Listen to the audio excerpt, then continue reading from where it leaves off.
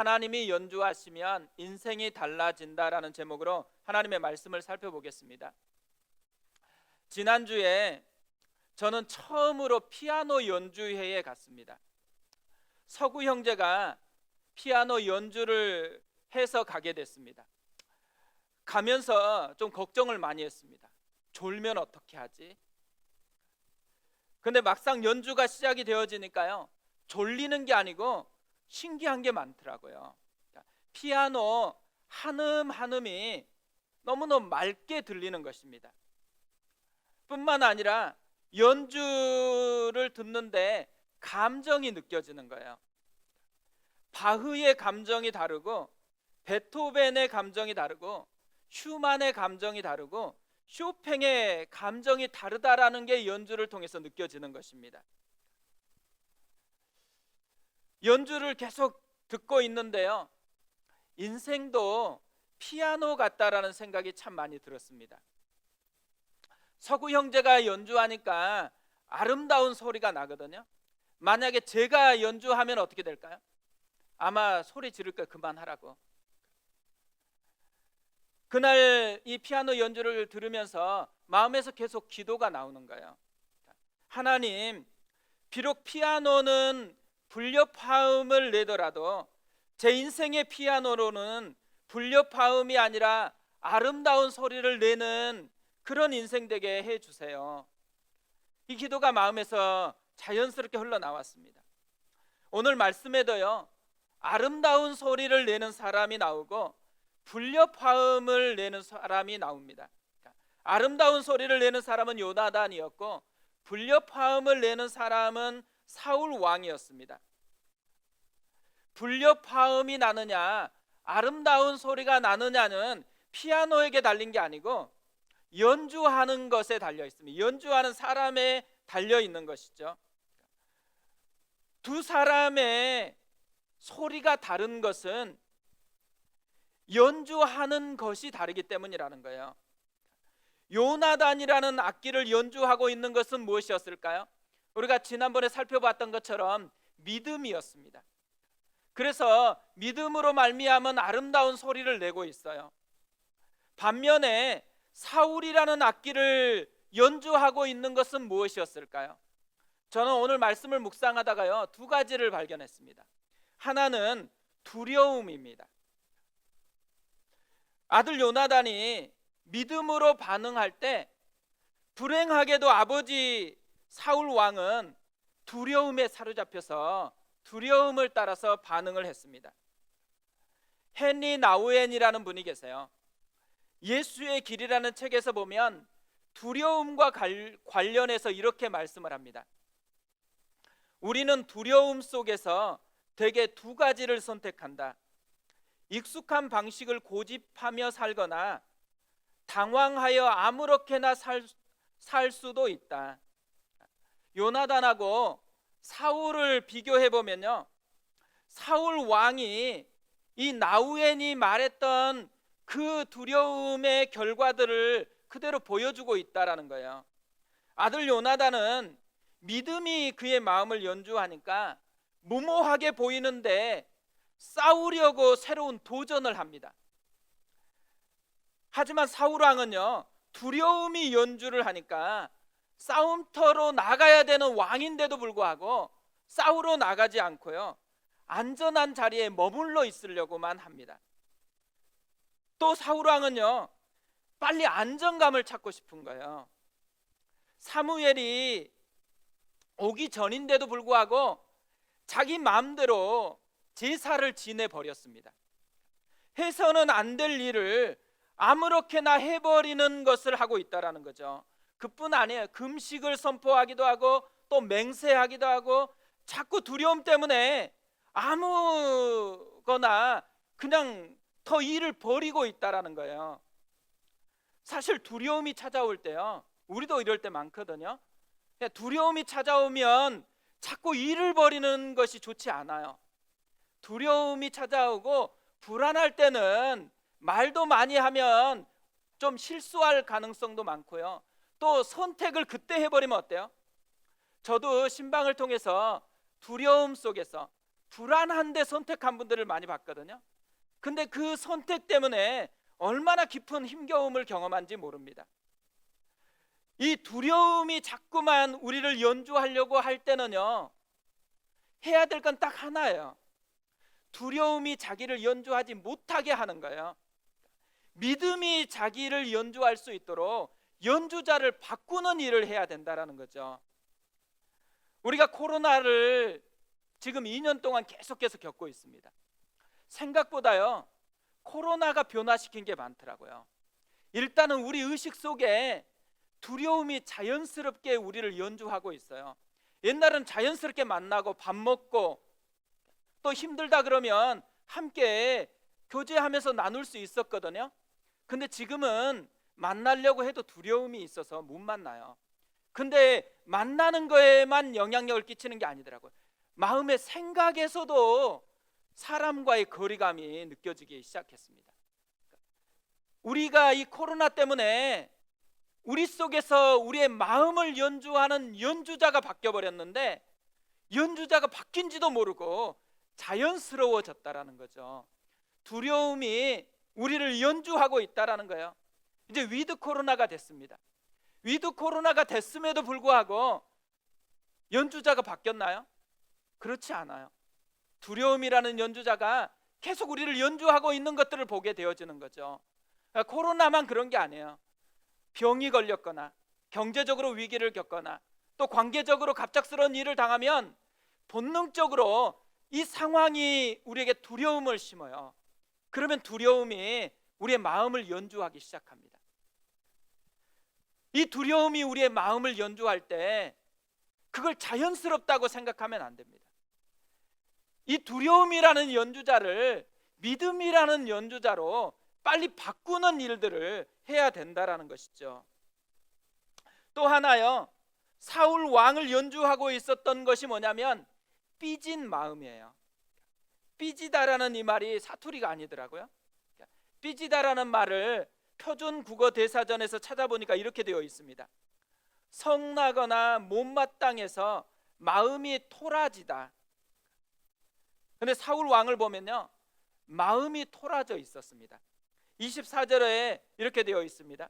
이 날에 이스라엘 백성들이 피곤하였으니 이는 사울이 백성에게 맹세시켜 경계하여 이르기를 저녁 곧 내가 내 원수에게 보복하는 때까지 아무 음식물이든지 먹는 사람은 저주를 받을지어다 하였습니다. 그러므로 모든 백성이 음식물을 맛보지 못하고, 요나단은 블레셋 사람들을 하나님의 원수로 취급했어요. 이스라엘의 원수로 취급했어요.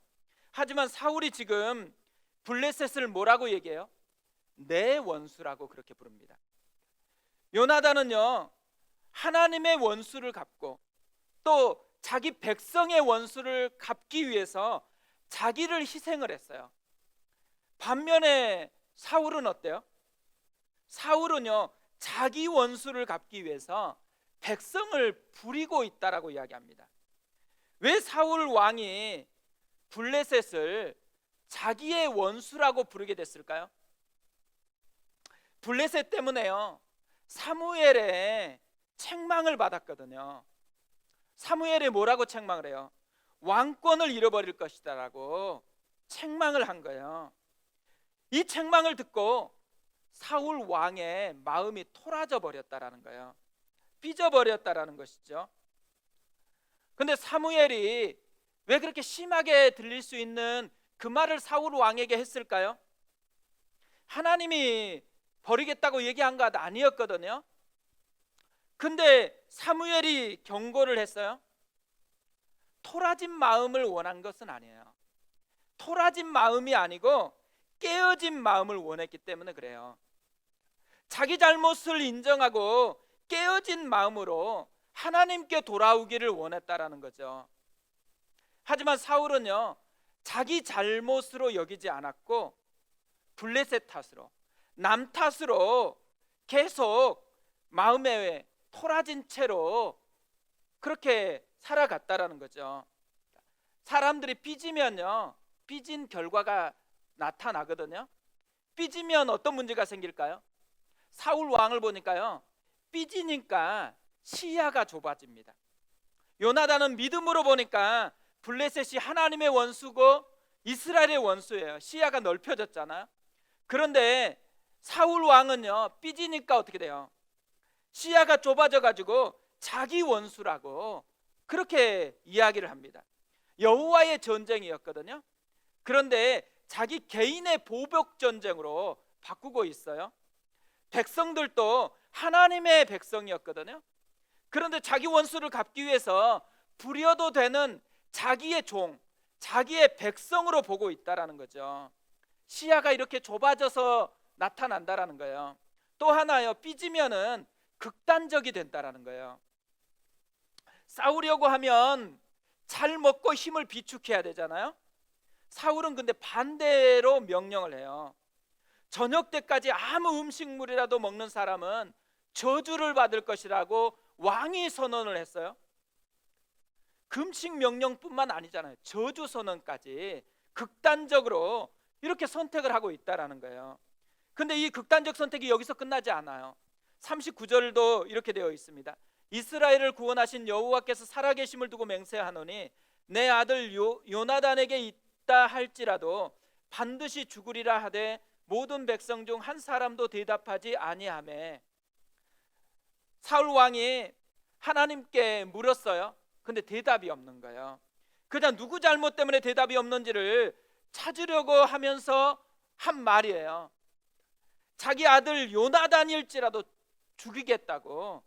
아버지가 아들을 이렇게 얘기하면 안 되잖아요. 극단적으로 이렇게 얘기하고 있다라는 거예요.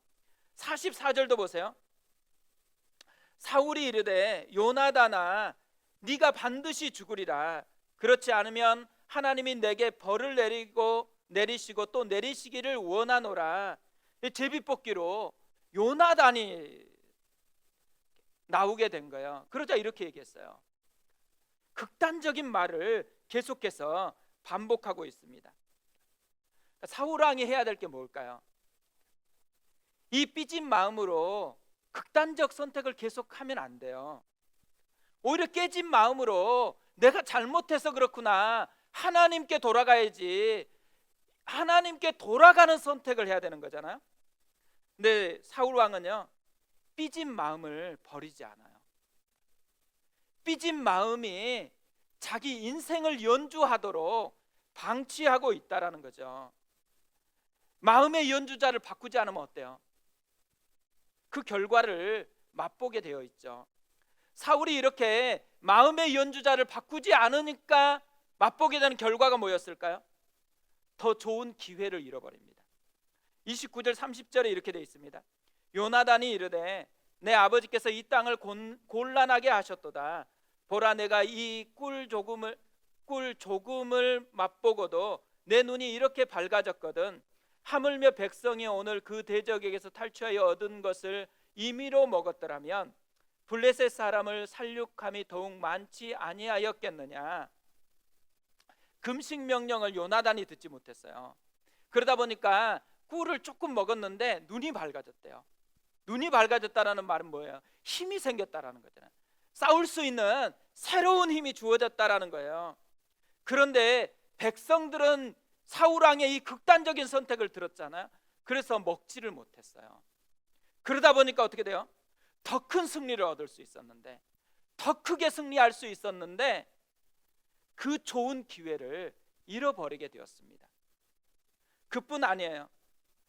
왕이 해야 될 일이 뭐예요? 땅에 평화를 가져오는 거잖아요. 그런데 지금 자기 아들이 이 선택을 통해서 왕을 뭐라 그래요?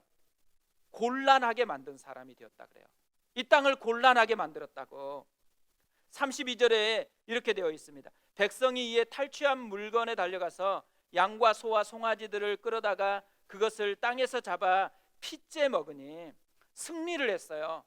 승리하면 뭐 해야 돼요? 축제를 벌여야 되잖아요. 마음껏 먹어야 되잖아요. 근데 너무 피곤하고 너무 배가 고픈 나머지 요리를 해서 먹어야 되는데 핏째에 짐승을 먹였다라는 거예요. 그런데 하나님은요, 핏째 먹지 말라고 율법을 정해 놓으셨어요. 백성들이요, 하나님이 정해 놓은 율법마저 깨트리면서 핏째 먹게 되는 죄를 범하게 되어버린 것이죠. 하나님이 싸우셔서 승리한 진짜 영광스러운 날이거든요.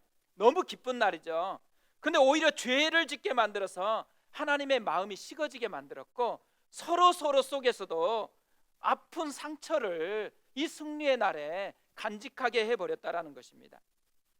저는 이런 사울의 모습이요 진짜 안타깝더라고요. 연주자를 바꾸지 않으니까, 그의 마음에 연주자를 바꾸지 않으니까 아픔만 지금 계속 경험하고 있다라는 거죠. 오늘 말씀을 묵상하면 할수록요 더 안타까웠던 이유가 있습니다. 오늘 말씀을 보면요, 사울이 자신의 마음에 이 두려움과 삐진 마음이 연주하도록 방치를 계속하고 있어요. 근데 바로 그 옆에서 하나님이 하나님의 기회를 계속 만들어주고 있다라는 거예요. 이 사울이 계속 죄를 짓는 동안에도 하나님은 그의 곁에서 계속 일을 하고 계셨습니다. 먼저요, 요나단을 통해서 일하셨어요. 전쟁의 판도가 바뀔 수 있도록. 그뿐 아니죠. 변절했었던 히브리 사람들이 다시 마음을 바꾸게 했어요. 숨어서 덜덜 떨던 이스라엘 군대의 마음을 바꿔서 전쟁에 참여하도록 하나님께서 그들을 변화시켜 주셨어요. 그뿐 아니고요, 사울 왕 곁에 제사장을 두고 있었습니다. 14장을 살펴보면요, 제사장이 있다라는 것을 두 번이나 강조를 해요. 3절에서 이렇게 되어 있습니다. 아히야는 에봇을 입고 거기 있었으니 그는 이갑에서 형제 아히두베의 아들이요 비느하스의 손자요 실로에서 여호와의 제사장이 되었던 엘리의 증손이었더라. 제사장이 사울 옆에 있대요. 18절 19절 또 보세요. 사울이 아히야에게 이르되 하나님의 교회를 이리로 가져오라 하니 그때에 하나님의 교회가 이스라엘 자손과 함께 있음이니라.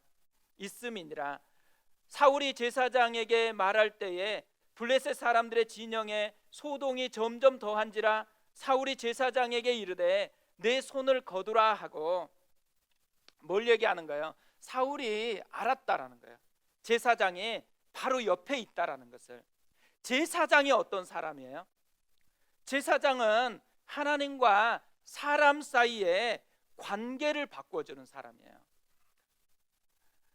마음의 연주자를 바꿔주는 사람, 이게 제사장의 역할이었다라는 거죠. 부족한 제사장이라도요 옆에 있잖아요. 근데 전혀 활용을 하지 않습니다. 제사장을 통해서 하나님께 묻고 하나님과 관계를 회복했으면 얼마나 좋겠어요. 그런데요, 제사장이 옆에 있는데도 불구하고 자기 마음대로만 해요. 더 가슴 아픈 것은요, 이 전쟁을 지금 누가 싸우고 있어요? 군사도 없고 무기도 없는데 하나님이 대신 싸워줬어요. 하나님이 싸워서 이스라엘이 이기게 만들었습니다. 23절에 이렇게 되어 있어요. 여호와께서 그날에 이스라엘을 구원하심으로 전쟁이 베다윈을 지나니라. 여호와의 전쟁이었다라는 거예요.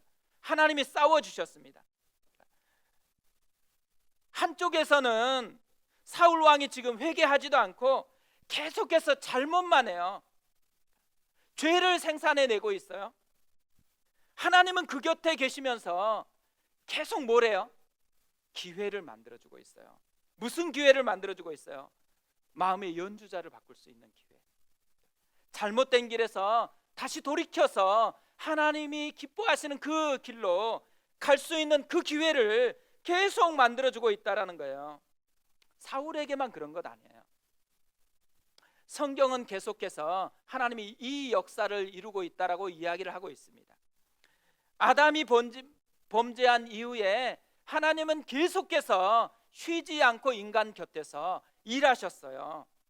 인간이 죄를 범할 때마다 하나님은 곁에서 돌아올 수 있는 기회를 만들고 계셨습니다. 이 하나님의 만드시는 기회의 클라이막스, 예수님이셨어요. 하나님이신 그분이 직접 인간으로 찾아오셨어요. 그뿐만 아니라 우리의 죄를 대신해서 십자가에서 대신 죽으셨습니다. 또 부활하셨어요. 승천하셔서 이 하늘에서 지금 뭐 하고 계세요? 중보 기도하고 계세요. 우리 자신이 돌아오도록, 우리의 영혼이 회복되도록 다시 기도하고 있다라는 거예요. 하나님께서 왜 이렇게 계속해서 범죄하고 자기를 찾지도 않고 무시하고 있는 이 사람을 위해서 그렇게까지 열심히 일하고 계실까요? 마음을 원하기 때문이에요. 마음. 관계가 회복되기를 원하기 때문이라는 거죠. 하나님은 이렇게 관계가 회복되고 마음을 원하셨는데 사울은 뭘 하고 있었을까요?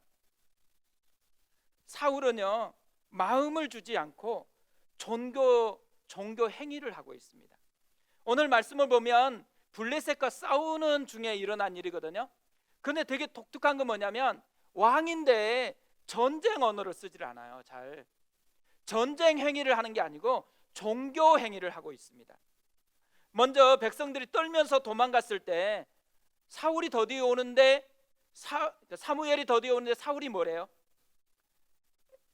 그때 해야 될, 왕으로서 해야 될 게 뭐겠어요? 떨고 있다. 자기 백성이 사기를 진작하기 위해서 두려움을 용기로 바꿀 수 있는 전쟁 언어를 써줘야 되는 거잖아요. 근데 자기 마음대로 뭐래요?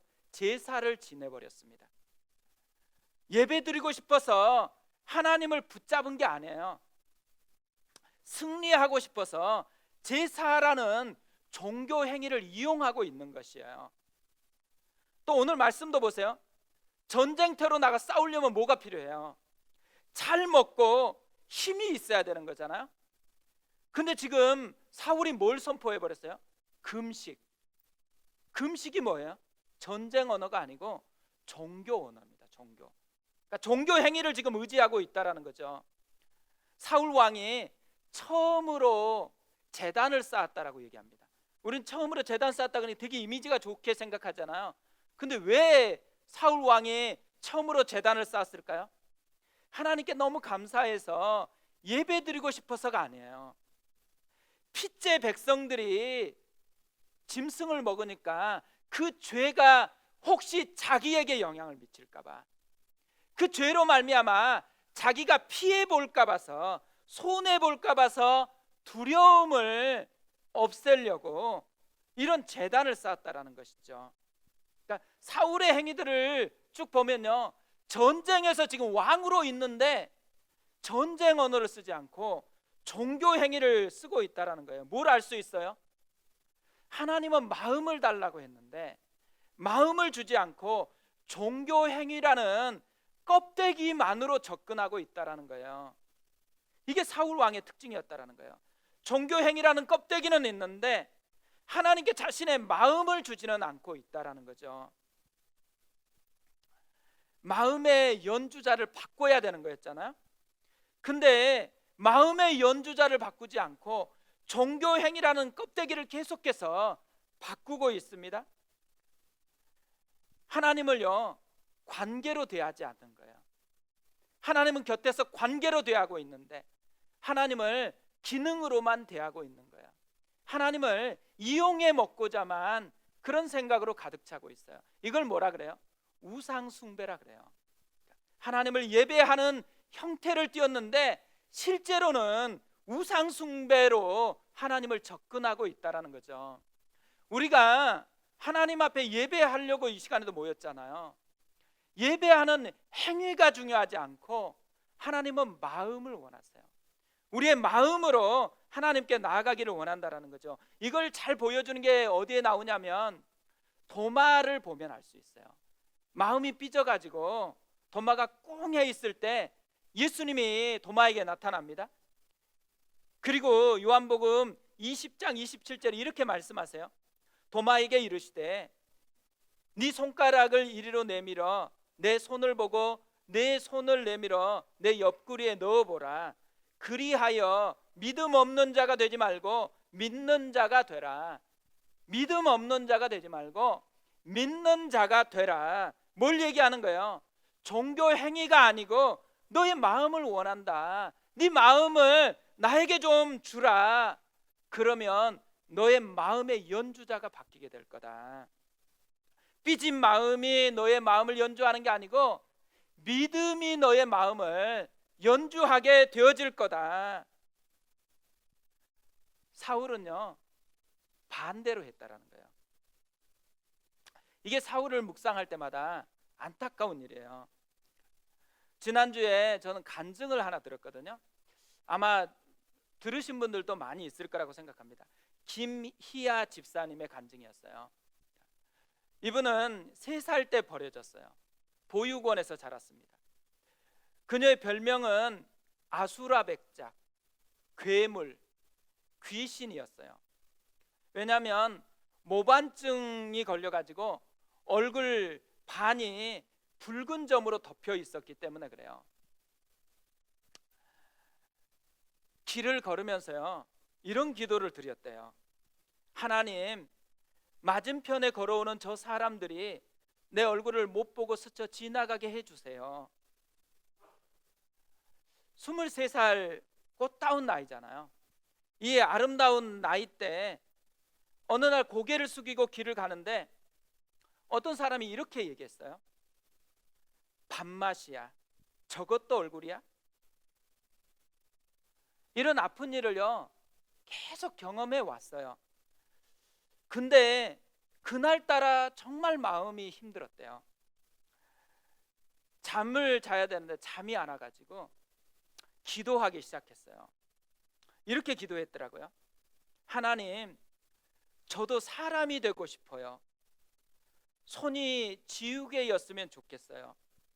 제가 문지를 때마다 얼굴에 점이 지워지게 해주세요. 눈물로 기도하면서 얼굴을 계속해서 문지르고 또 문질렀대요. 얼굴 살갗이 그래서 벗겨져 가지고 눈물 때문에 또 쓰라리고 아팠대요. 근데 그때 주님이 울고 계신 모습이 보였대요. 뜨거운 눈물을 쏟으시면서 자기보다 더 슬프게 우시는 예수님을 보았답니다. 그날요, 주님은 얼굴에 붉은 점이 아니라 마음의 붉은 점을 주님의 눈물로 지워주셨대요. 그날부터 감사하는 삶이 시작이 되었다고 합니다. 이분하고 오늘 본문에 나오는 사울 왕을 비교해 보세요. 또 이분하고 우리를 한번 생각해 보세요. 사울 왕은요, 이분하고 달라요. 사실 사울 왕은 왕이에요. 그리고 주변에서 지금 눈에 보이도록 하나님이 계속해서 일하고 있어요. 안 보여서가 아니에요.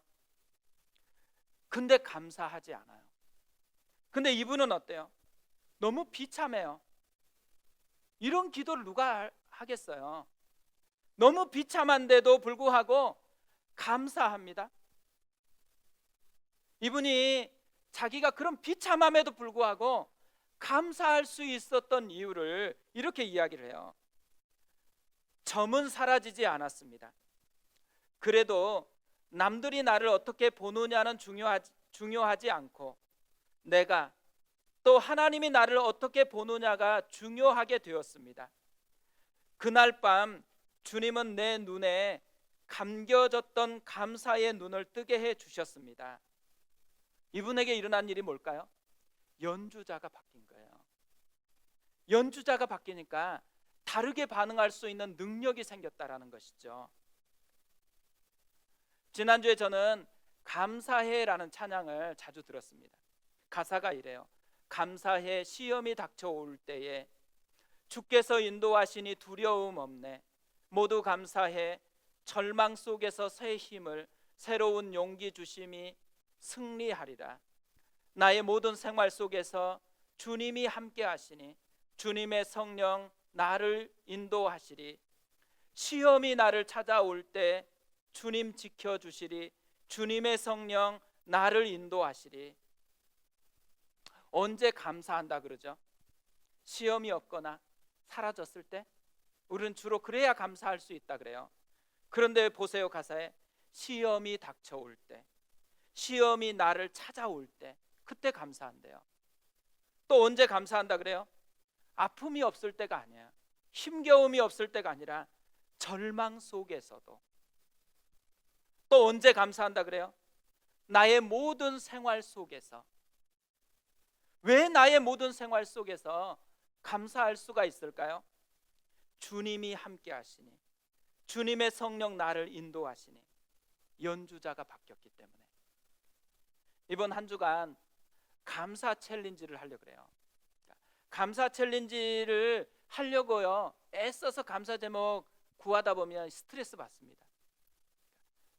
그런데요, 감사가 되려면 뭐가 먼저 필요한가요? 마음의 연주자가 바뀌어야 되는 거예요. 삐진 것, 힘겹다고 하소연하는 것, 내 감정에 사로잡혀 가지고 묶여있는 그 연주자에게 자기 인생을 드리면 안 돼요. 하나님께 내 인생을 연주해 달라고 믿음으로 연주가 되어질 수 있도록 맡겨야 된다라는 거죠. 인생의 연주자가 바뀌면 인생의 소리가 바뀐다라는 것입니다. 우리가 이번 한 주간에 내 인생의 소리가 바뀌는 한 주간 되었으면 좋겠습니다.